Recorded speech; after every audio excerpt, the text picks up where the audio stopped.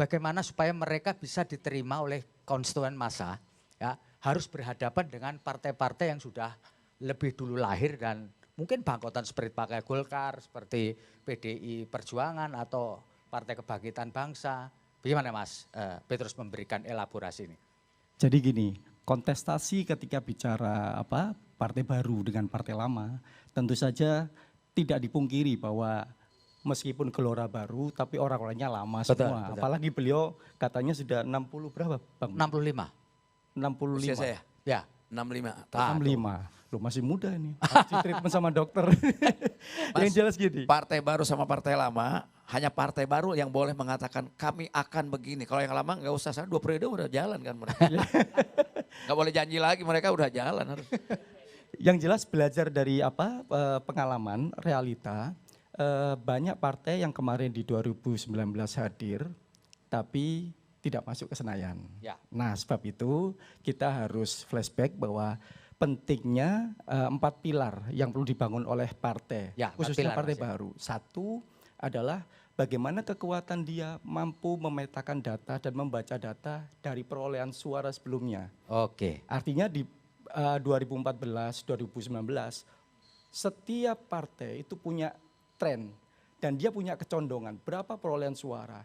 Kalau kemarin partai katakanlah misalnya Hanura yang tidak lolos ke Senayan walaupun partai lama, itu harus bisa menjadi salah satu contoh bahwa ketika dia tidak bisa masuk maka PR pertama besar adalah dia mengerti betul data pemilih dan juga hasil rekapitulasi trending di mana 2014 dan 2019 perolehan suara dia. Yang kedua, tetap dia harus melakukan penguatan di bawah yang namanya grassroots. Artinya di sini kekuatan membangun key opinion leader lokal. Pentingnya mata lokal memilih nanti itu adalah peran di tingkatan ininya ya, istilahnya saya sebut ngecat langitnya. Istilah saya adalah ngecat langit ini ada mata lokal karena dia akan membentuk opini. Sementara partai baru harus menguati dulu struktur partai. Struktur partai sudah lolos. Maka rekomendasi kami dari IPOL gitu yang harus dia lakukan adalah bagaimana konstituen yang sudah ada ini benar-benar ngerti baca data matematika politik dari 2019 kemarin atau 2014. Karena pasti akan tahu trennya, partai ini menang di mana, di kecamatan mana, basisnya ada. Kalau tidak mengerti itu, dia akan kemudian hanya main branding. Yang terjadi adalah nanti halo effect. Dia kesannya bagus di langit ya kan, tapi tidak landing, tidak elektoral. Nah, rekomendasi kami adalah kekuatannya adalah membangun SDM yang expert di dalam konteks partai yang struktural tadi itu, yang ngerti tentang bagaimana mentreatment konstituen yang ada di bawah. Ini berat. Beratnya adalah struktur partai kadang yang paling penting ada dulu kan, lolos. Nah, ini harus ada tadi itu mengapa PDIP kuat dengan sekolah partai dan semua partai juga punya. Sehingga apa? Ini menjadi kekuatan besar mereka. Di level yang ketiganya Mas Wepi, itu adalah pentingnya kekuatan dari itu.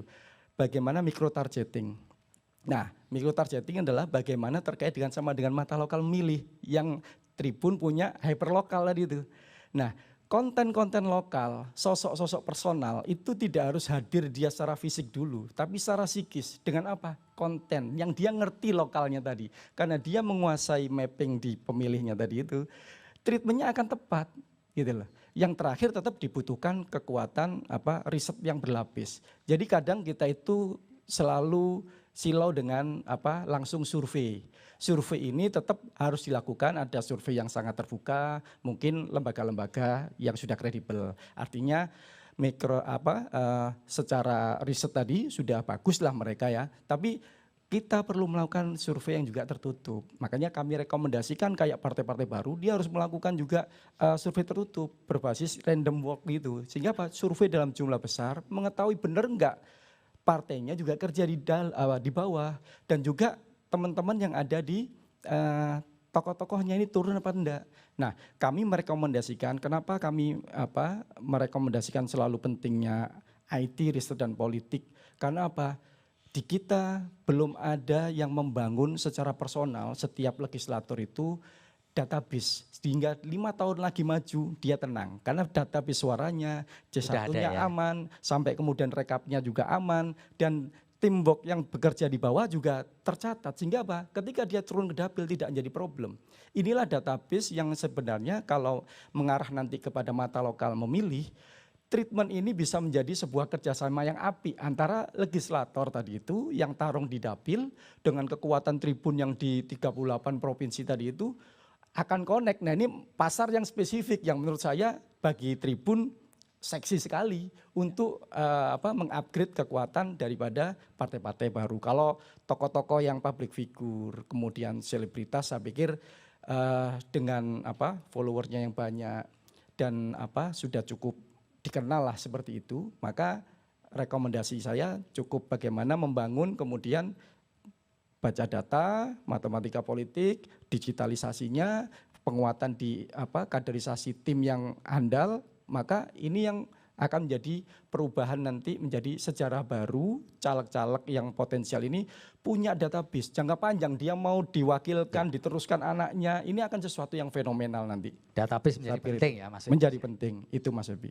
Terima kasih sudah nonton, jangan lupa like, subscribe, dan share ya.